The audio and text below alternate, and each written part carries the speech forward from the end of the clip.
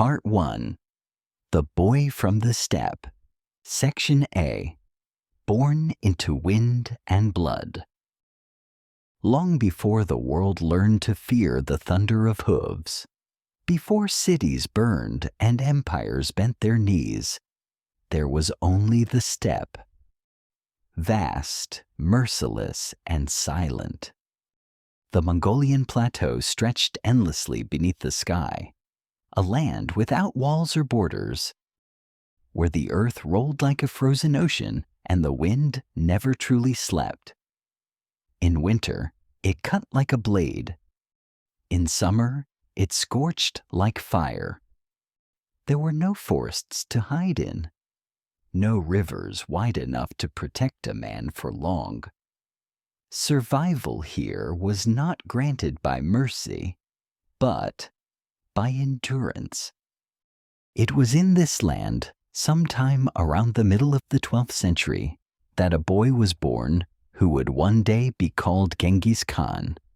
At birth, however, he was not a conqueror, not a king, not even a leader. He was simply Temujin, a child of the steppe, wrapped in felt and blood, born into a world that had no intention of being kind to him. The Mongolian plateau stretched endlessly beneath the sky, a land without walls or borders, where the earth rolled like a frozen ocean and the wind never truly slept. In winter, it cut like a blade. In summer, it scorched like fire. There were no forests to hide in, no rivers wide enough to protect a man for long. Survival here was not granted by mercy, but by endurance. Legend says he entered the world clutching a clot of blood in his tiny fist, an omen, the shamans whispered, of a life soaked in violence. Whether this was truth or myth hardly mattered. Among the nomads of Mongolia, stories carried weight equal to fact, and omens were taken seriously.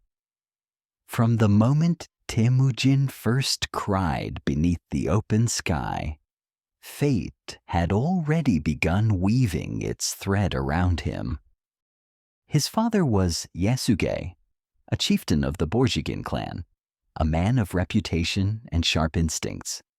He was not a great Khan, not a ruler of many tribes, but he was respected, feared by some, trusted by others. In the brutal politics of the steppe, this was no small thing.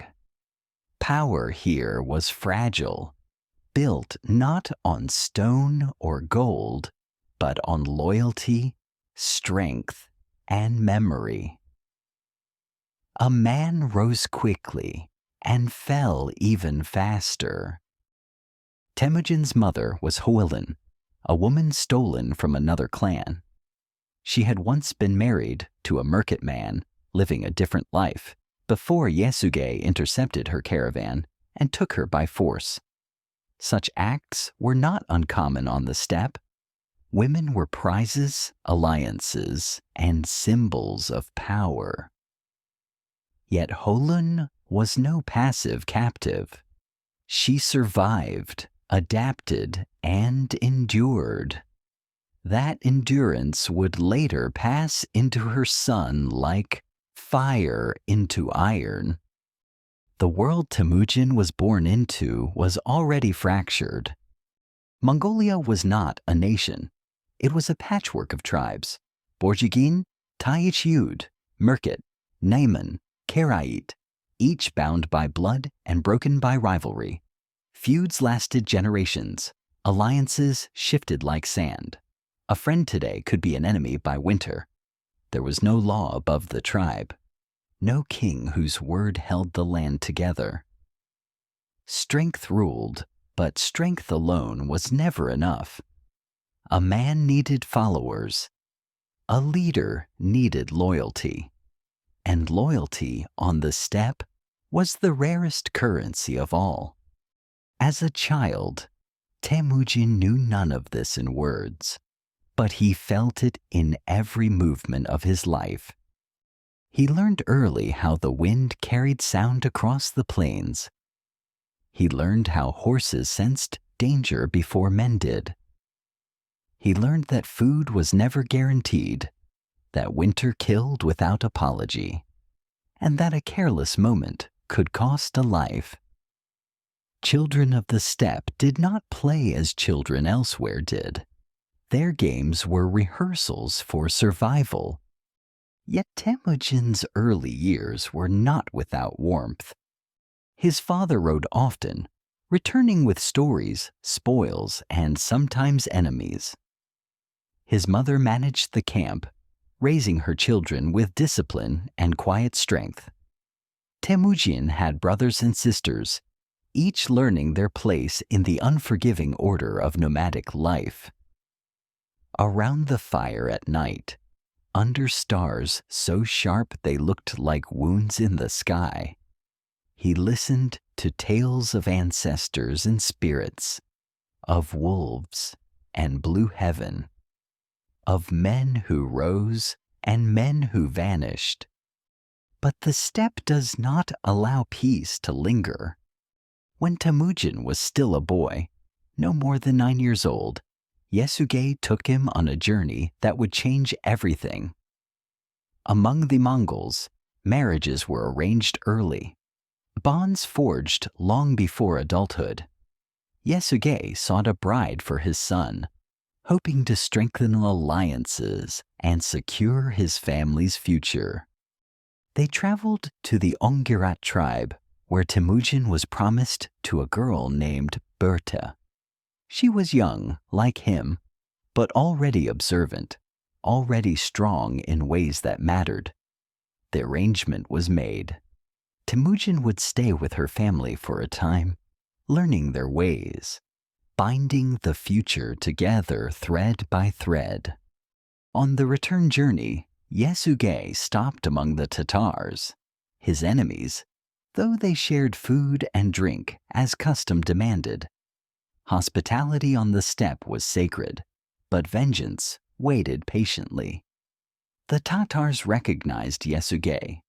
They remembered old bloodshed. They poisoned his drink. Yasuge did not die immediately. He rode on, his body failing slowly, the poison working its way through him like a quiet curse. He made it home, long enough to warn his family, long enough to name Temujin as his successor. Then he died, leaving behind a widow, children, and a legacy far too fragile to protect them. With his death, everything collapsed. In the days that followed, the tribe gathered, not to support Holun and her children, but to abandon them. On the steppe, leadership was personal. When a leader died, loyalty died with him unless someone strong enough claimed it. Temujin was a child. Holun was a woman without powerful male backing. The Borjigin clan turned away. They took the animals. They took the weapons. They took the tents. And then they left.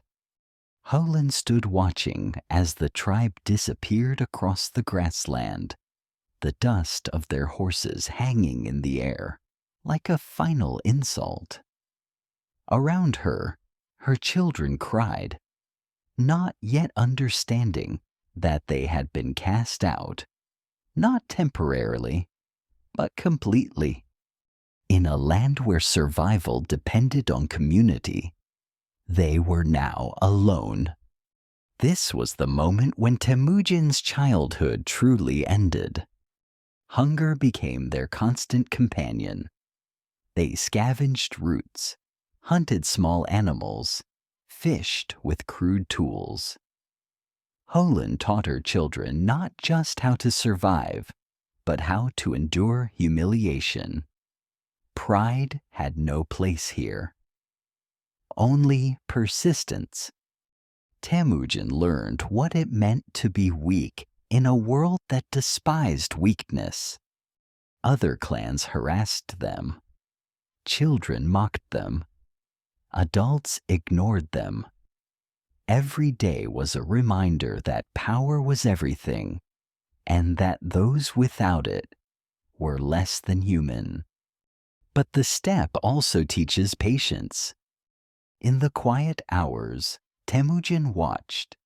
He listened. He remembered who had turned away, who had laughed, who had shown cruelty. Memory on the steppe was sharper than any blade. As the seasons passed, something hardened inside him.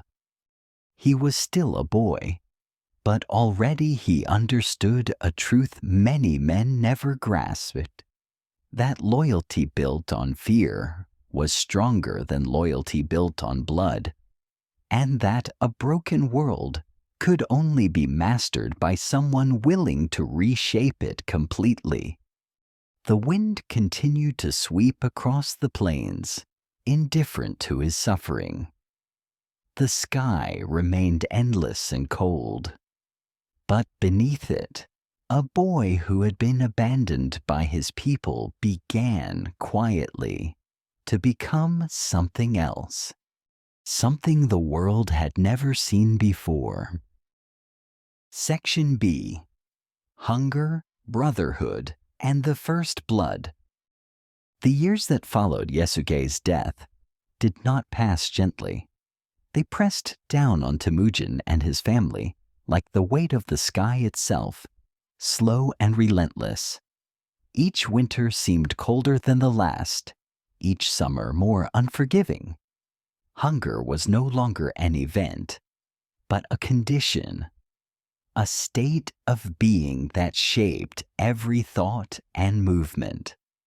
Hulun refused to let despair claim her children.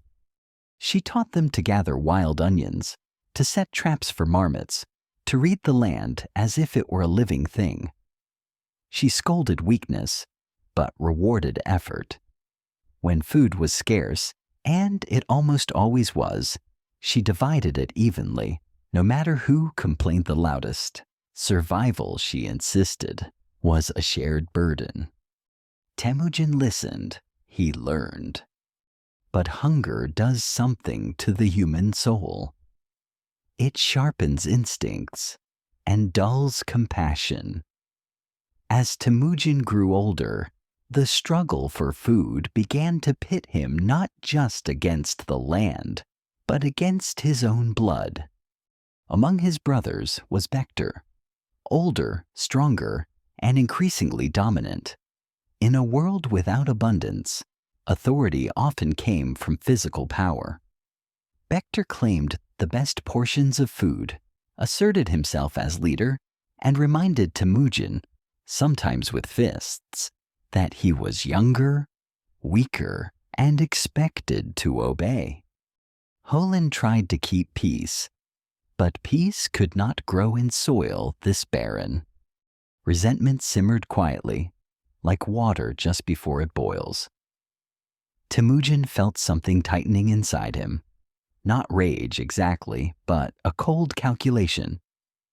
He watched how Bekter moved, how he slept, how he let his guard down.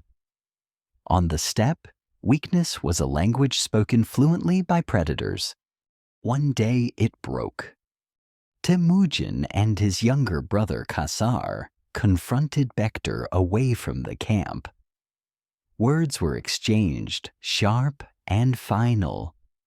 Then arrows were drawn. Bekter fell. The moment lingered in silence, the grass bending gently in the wind, as if nothing had happened. Temujin stood over his brother's body, not trembling, not shouting, just watching life fade from someone who had once shared his fire. It was Temujin's first killing. Among the Mongols, killing was not taboo. It was a fact of life. But killing one's own blood was different. It marked Temujin forever. Some would later say it revealed his cruelty. Others would say it proved his resolve. Temujin himself said nothing. He buried the memory deep, where it would harden rather than fester. Hulun wept, but she did not cast him out. She understood something others did not, that the steppe had forced this choice, and that survival demanded terrible decisions. From that day forward, Temujin was no longer merely surviving. He was asserting control. The world noticed. Not long after, the Taichiud, a rival clan once aligned with Yasugi, came for him. They remembered his father's strength and feared the son might inherit it. Temujin was captured, bound with a wooden kangwe around his neck, a humiliating restraint meant to mark him as a criminal and slave. He was paraded through camps, mocked, beaten, reduced to less than nothing. But even in chains, Temujin watched. He observed guards who drank too much, who argued, who grew careless at night. He memorized routines. He waited. One night, under the cover of darkness, he struck. He smashed the kang against a guard's head, fled into the shadows, and hid in a river, reeds brushing his face as he held his breath and let the current mask his presence. A man from the Taichiud found him and let him go. Why? Perhaps pity, perhaps defiance, perhaps the faint recognition of something dangerous yet unformed. Whatever the reason, Temujin never forgot it. Mercy, he learned, could exist even among enemies, but it was rare and unreliable. Freedom did not bring safety. He was still a fugitive, still hunted, still poor. But now his reputation had begun to grow. He was the boy who killed his brother, the boy who escaped captivity, the boy who refused to disappear. Slowly, allies began to appear. One of the most important was Yamuka. They were young when they met, both sons of the steppe, both shaped by hardship. They swore brotherhood, calling each other Anda, a bond stronger than blood. They shared food, stories, dreams. Together, they imagined a future where the chaos of the steppe could be mastered, where strength and loyalty could build something lasting. But beneath the friendship, differences stirred. Jamuka believed in the old ways, noble blood, traditional hierarchy, power inherited through lineage. Temujin believed in something else, something dangerous. He saw loyalty not as a birthright, but as something earned. He judged men by their usefulness, not their ancestry. At first, these ideas coexisted. Temujin married Borda, reclaiming the promise made in childhood. For a brief moment, life seemed almost stable. But stability on the steppe is an illusion. The Merkit came in the night. They remembered Holun. They remembered her abduction years earlier. In revenge, they stole Borda, dragging her away into the darkness. Temujin awoke to emptiness where his wife had been. This time he did not endure alone. He turned to Jamuka and to Togrul, the Khan of the Karait, an old ally of his father. Together, they rode against the Merkit. It was Temujin's first true campaign, his first experience commanding men in battle. They won the battle. Berda was rescued, shaken but alive. Soon after, she bore a son. Temujin accepted the child as his own without question, a choice that revealed much about his nature Blood mattered less to him than loyalty and continuity. But the alliance did not last. As Temujin gathered followers, outcasts, minor clans, men drawn by his fairness and strength, Jamuka watched with growing unease. Temujin's camp grew not through noble lineage, but through merit. Former slaves ate beside free men. Loyalty was rewarded. Failure punished. Jamuka chose the old order. The friendship shattered. What followed was not just a personal betrayal, but a civil war of ideas. Jamuka's forces represented tradition, aristocracy, and inherited power. Temujin's represented something new and terrifying, a society where anyone could rise. They clashed on the open steppe, and Jamuka won the first battle. Temujin was forced to retreat, his followers scattered, his dream nearly crushed. But defeat did not destroy him. It taught him. He learned discipline, organization, intelligence. He learned that terror could be a weapon, that mercy could be strategic, that loyalty must be absolute. Slowly, methodically, he rebuilt. The boy who had once hunted roots for survival was becoming something else. A leader shaped by hunger, betrayal, and blood. And the steppe, watching silently as it always had, seemed to sense that its greatest storm had only just begun. Section C. The Making of a New Order. Defeat has a way of revealing truth. After Jamuka's victory, the steppe seemed to close in around Temujin.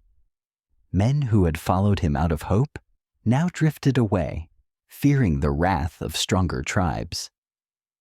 Camps that had once welcomed him now shut their felt doors. Word traveled quickly across the grasslands. Jamuka had proven himself the rightful heir of tradition, and Temujin was finished. But Temujin did not rage against this judgment. He withdrew into the margins of the world, into forgotten valleys and remote grazing lands, where survival still required cunning more than strength. There, in quiet camps lit by small fires, he began to think, not as a warrior, but as an architect. He understood something Jamuka never would. The old order of the steppe was dying. Tribal loyalty based on ancestry had brought nothing but endless feuds and fragile alliances. Powerful clans crushed the weak, only to be destroyed in turn. Temujin had lived as one of those weak. He had tasted the bitterness of being abandoned, enslaved, dismissed as nothing. He would build something different. Slowly, men returned to him. Not noblemen, not chieftains, but those who had been cast aside by the traditional hierarchy. Former slaves, younger sons with no inheritance, warriors who had lost their clans. Temujin welcomed them all, judging them not by bloodline, but by loyalty and ability. In his camp, merit mattered. A man who proved himself brave could command others. A man who betrayed trust would be destroyed no matter his status. Food was distributed fairly. Loot was shared. Discipline was absolute. This was revolutionary. Temujin reorganized his followers into units based not on kinship, but on numbers, groups of 10, 100,000. Men from different tribes were mixed together, breaking old loyalties and forging new ones. Each man's survival depended on the others. Betrayal became costly, not only morally, but practically. He also reshaped warfare. Rather than chaotic charges, he emphasized coordination, signals, formations, feigned retreats. He studied the movements of enemies, learned their habits, exploited their arrogance. Information became as valuable as arrows. Scouts rode far ahead. Spies whispered in rival camps. Fear became a tool. When Temujin punished betrayal, he did so publicly and completely. When he showed mercy, it was remembered just as clearly. Stories spread, some true, some exaggerated, but all effective. Men began to believe that resisting him brought destruction, while submission brought order and reward. Gradually his power grew. The steppe, once hostile, now carried his name on the wind. Jamuka watched this rise with disbelief and fury. To him, Temujin was a violation of the natural order. A man of low status daring to overturn centuries of tradition. He rallied the aristocratic clans, declaring himself defender of Mongol heritage. The war between them resumed, not as a clash of friends, but as a collision of worldviews. This time, Temujin was ready. Battles unfolded across the plains like violent storms. Temujin's forces moved with precision, striking supply lines, isolating enemy groups, vanishing before counterattacks could form. Jamuka fought bravely, but his armies were divided by old rivalries, their loyalty shallow. One by one, Jamuka's allies fell away. Some surrendered. Some were destroyed. Some were absorbed into Temujin's growing force. Their former identities dissolved into the new order. Each victory reinforced Temujin's authority, not just as a war leader, but as a lawgiver. He introduced rules, yasa, an unwritten code that governed behavior. Theft, betrayal, and disobedience were punished severely. Hospitality, loyalty, and bravery were rewarded. The law applied to all regardless of status. For the first time, the steppe began to resemble a single organism, rather than a swarm of warring fragments. The final confrontation came quietly. Jamuka, defeated and betrayed by his own followers, was captured and brought before Temujin. Once, they had sworn brotherhood under the open sky. Now they stood as enemies shaped by different visions of the world. Jamuka asked for an honorable death. Temujin granted it. He did not torture him. He did not parade him. He ordered that Jamuka be killed without bloodshed, respecting his noble lineage one final time. It was mercy, but also closure. The past was finished. With Jamuka's death, resistance collapsed. In 1206, the tribes of Mongolia gathered near the Onon River. Chiefs, warriors, shamans, men who had once fought endlessly against one another, now stood together. They proclaimed Temujin as Genghis Khan, the universal ruler. The boy who had once been abandoned on the steppe now commanded it. Yet even in triumph, Genghis Khan did not rest. He knew unity achieved through fear alone would not last. He strengthened his laws. He promoted those who proved loyal. He continued to break old tribal identities, binding the Mongols into something unprecedented. A nation born not of blood, but of purpose. Beyond the steppe, the world remained unaware. Cities slept behind walls. Kingdoms trusted their armies and traditions. They did not yet hear the distant thunder gathering in the east. But it was coming. The wind carried it westward, across mountains and deserts, toward civilizations unprepared for what the steppe had forged. And at its center rode a man who had once been a starving child, now armed with an idea far more dangerous than any sword, that the world could be conquered by order imposed through absolute will. Section D. The Khan of all who live in felt. The proclamation of Genghis Khan did not end the struggle, it transformed it. When the tribes raised Temujin upon a felt rug and declared him ruler of all Mongols, the ceremony itself was simple, almost austere. There were no stone palaces, no jeweled crowns, no walls to echo the moment. Only wind, grass, horses, and men hardened by decades of war. Yet what had occurred beside the Onan River was unprecedented. For the first time in living memory, the Mongolian steppe was united under a single authority, not through lineage alone, but through force of vision. Genghis Khan did not merely rule tribes, he dismantled them. The old names remained, but their power was gone. What mattered now was loyalty to him and obedience to the law. Many accepted this order eagerly.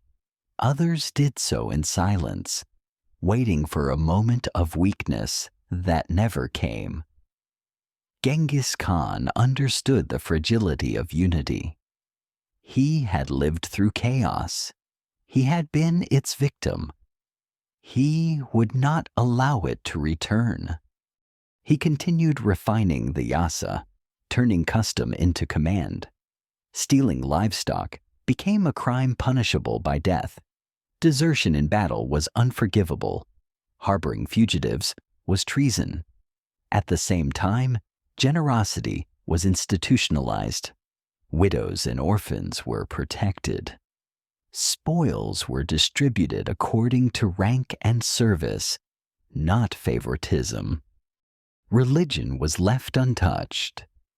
Genghis Khan did not impose belief. Shamans, Buddhists, Nestorian Christians, Muslims, all were permitted to practice freely. The eternal blue sky ruled above all faiths, and beneath it, order mattered more than doctrine.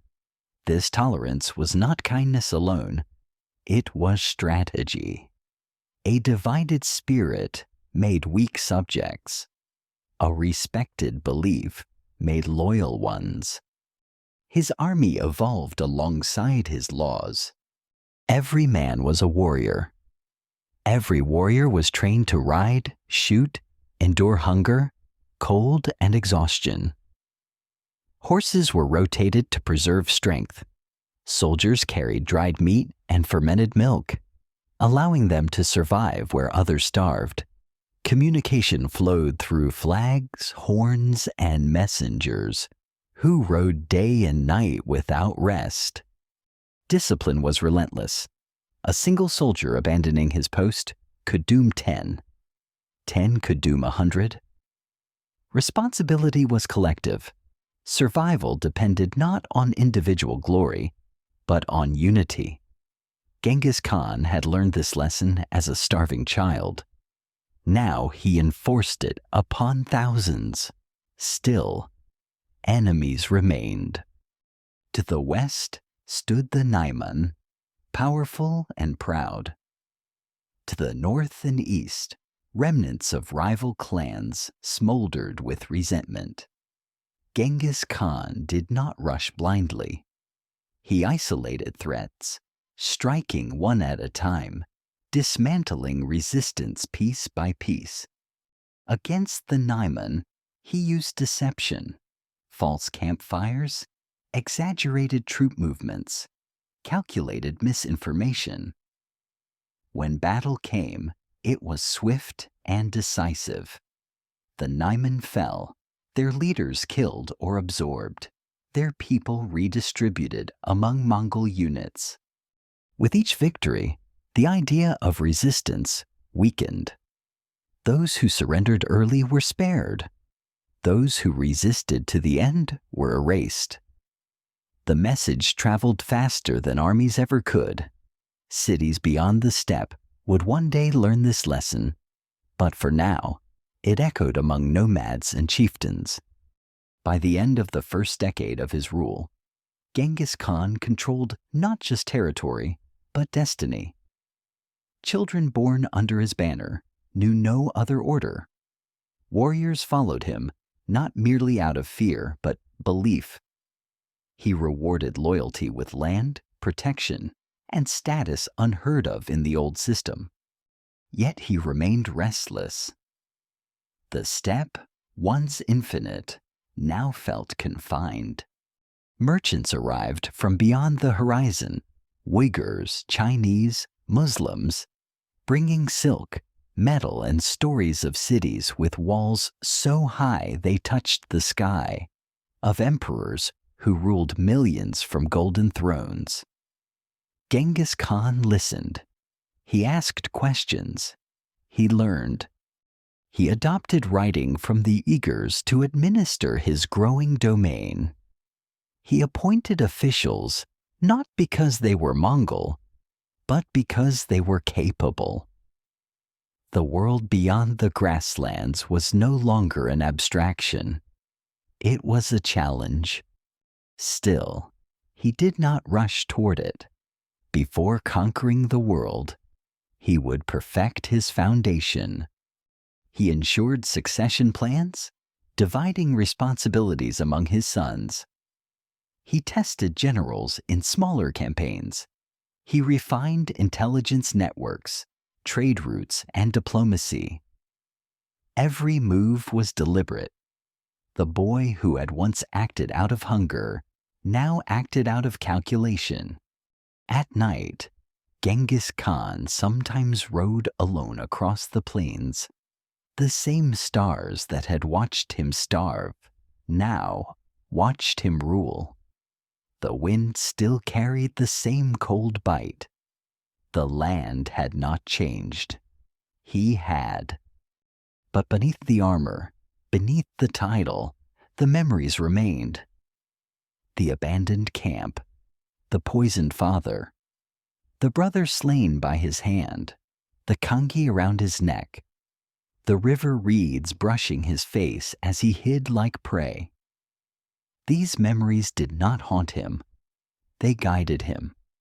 He knew what the world did to the weak, and he had sworn long ago never to be weak again. Beyond the steppe, the great civilization slept, unaware that the storm forming at the horizon was not born of ambition alone, but of suffering sharpened into purpose. Genghis Khan turned his gaze westward. The grasslands had been unified. Now the world would be tested. Part 2. The Conqueror of the World. Section A. When the horizon broke open, the world beyond the steppe did not know his name yet. To the south and west of Mongolia lay civilizations that measured time in dynasties and power in stone walls. They believed themselves ancient, secure, protected by numbers, wealth, and tradition. To them, the grasslands were a distant wilderness, inhabited by quarrelsome nomads who might raid a border village and vanish like smoke. They did not understand what had been born there. Genghis Khan did not announce his arrival with messengers or banners. He began, as he always had, by watching. Caravans crossed the steppe carrying silk, spices, silver, and rumors.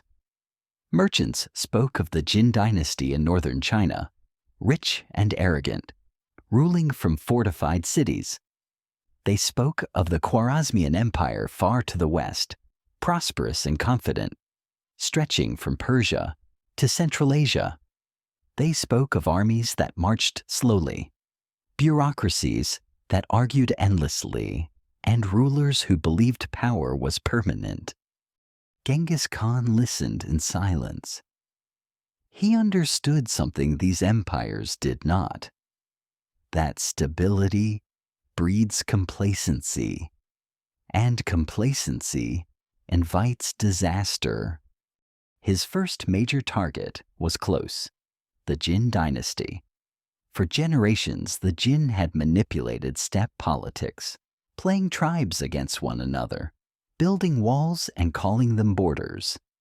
They had underestimated the Mongols when they were divided. Now, unity had turned that underestimation into a fatal error. In 1211, the Mongol army moved south. It did not march like other armies. It flowed. Columns spread wide across the land, moving faster than any force the Jin had ever encountered. Scouts rode days ahead. Supply lines did not slow them. They carried their sustenance with them. When they encountered resistance, they did not batter walls blindly. They learned. They adapted. Genghis Khan recruited engineers, Chinese defectors, captured specialists, men who understood siegecraft. The Mongols, once masters only of open battle, learned to break cities. Catapults appeared where no one expected them. Smoke rose from places thought unreachable. Fear traveled faster than fire. Some cities surrendered at the first sight of Mongol banners. Others resisted, trusting in walls and numbers. Genghis Khan treated these choices differently. Those who surrendered were spared, taxed, absorbed into the system. Their artisans were protected, their scholars employed, their administrators repurposed. Those who resisted were annihilated. Entire populations vanished. Cities were emptied so completely that grass later grew where streets had been. Survivors fled carrying stories so terrible they shattered morale in distant regions before Mongol riders ever arrived. This was not random cruelty, it was strategy. Genghis Khan understood psychology as deeply as warfare. Terror was a weapon that saved time, resources, and Mongol lives. A city destroyed became a warning to 10 others. Resistance became irrational. By 1215, the Jin capital fell. Northern China lay broken, its emperor fleeing south. Genghis Khan did not pursue recklessly. He secured what he had conquered, reorganized administration, and turned his gaze westward. What happened next would change history forever. In 1218, a Mongol trade caravan entered the city of Otrar in the Khwarezmian Empire. The governor accused them of spying and had them executed. Genghis Khan responded with restraint, sending envoys to demand justice. The Khwarezmian Shah answered by killing the envoys. This was not merely an insult. It was a declaration of war. Genghis Khan's response was absolute.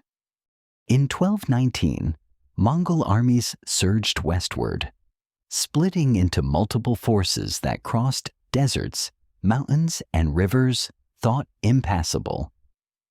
Cities fell one after another: Bukhara, Samarkand, Urgench. Centers of culture and learning reduced to silence. The Shah fled, chased across his empire like a hunted animal. He died alone on an island in the Caspian Sea, his empire already gone. The world had never seen war like this. Mongol armies did not merely conquer territory. They dismantled systems. They disrupted trade routes, destroyed command structures, eliminated leadership. Resistance collapsed, not because it was impossible, but because it was futile. Yet within the destruction, a new order followed.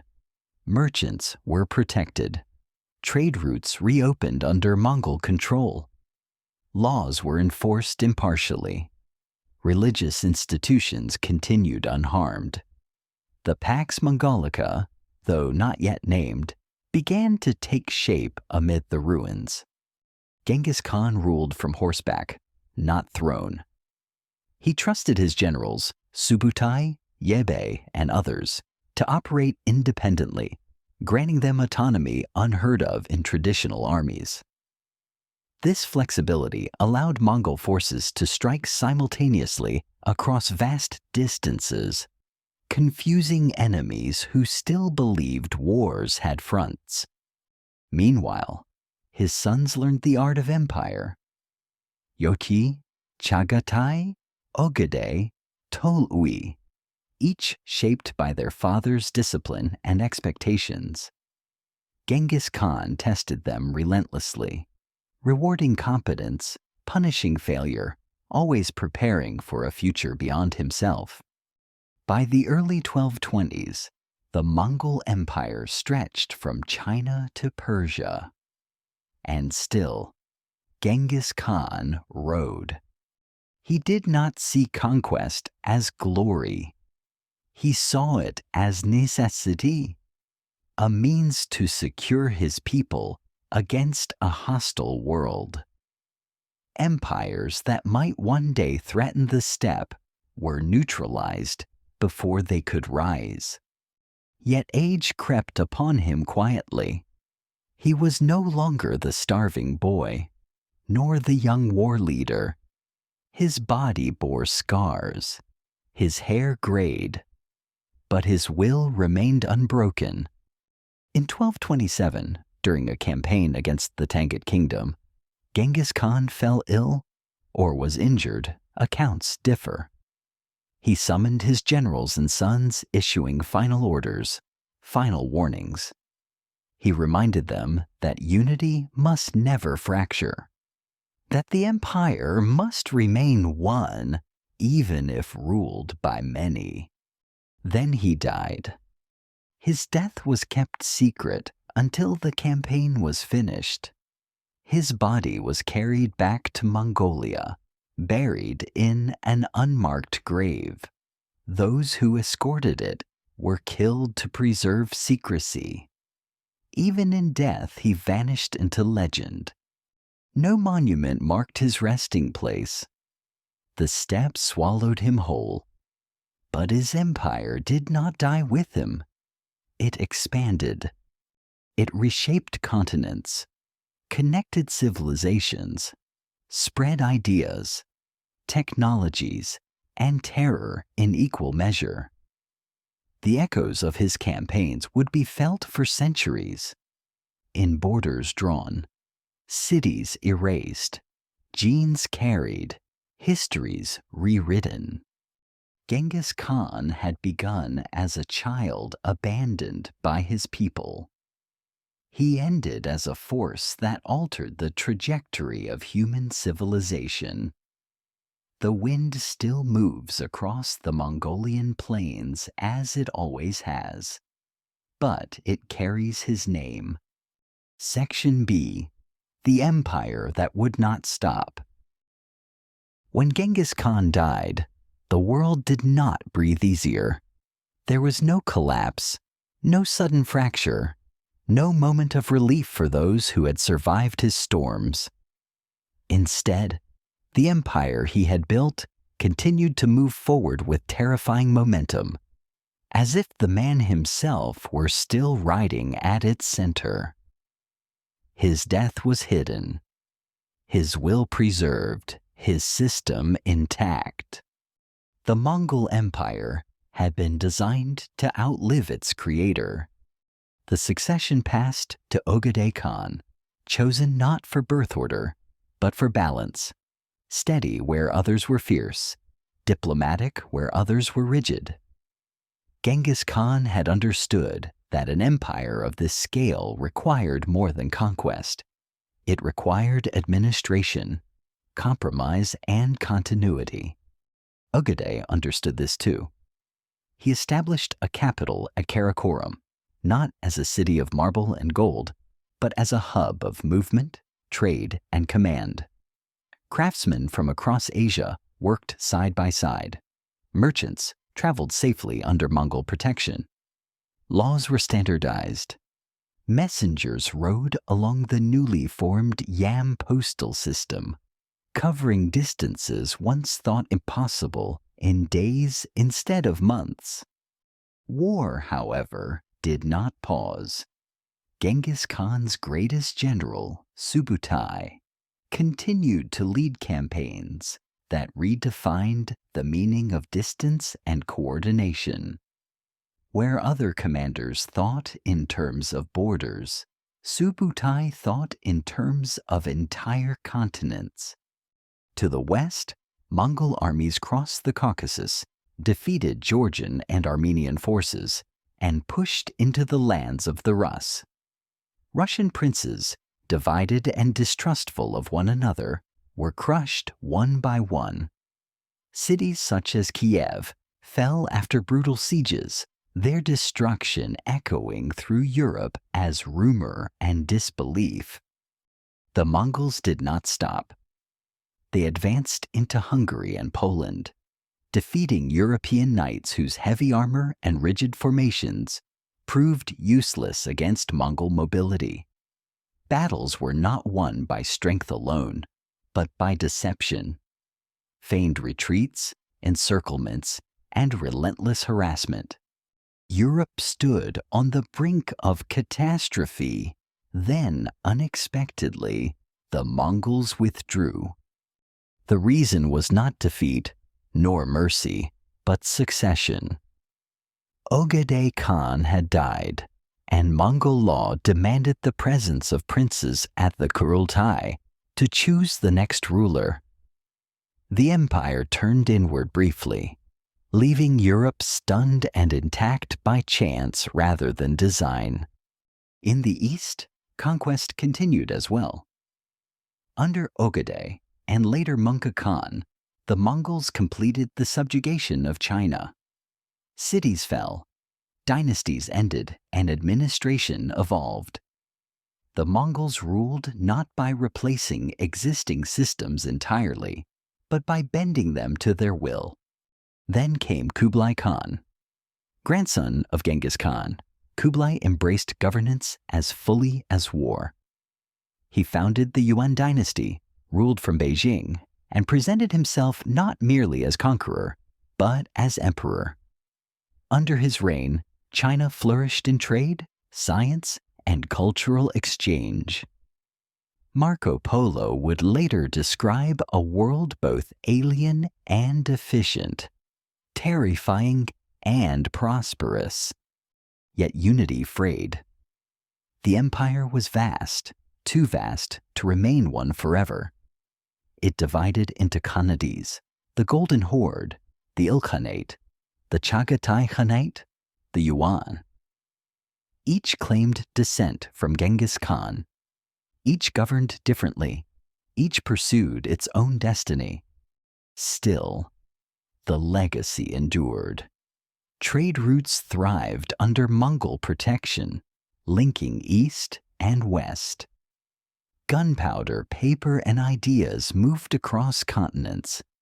The Black Death would later travel these same routes, an unintended consequence of global connection. The Mongols were remembered in different ways. To some, they were demons on horseback, destroyers of civilization. To others, they were unifiers, creators of the first true global empire. Both views were true. And at the heart of it all remained one man. Genghis Khan left no writings, no monuments, no tomb. Yet his influence is etched into DNA, borders, and memory. Millions carry his blood. Countless cities rose and fell because of his vision. He did not conquer the world alone. But without him, the world would never have been conquered in quite the same way.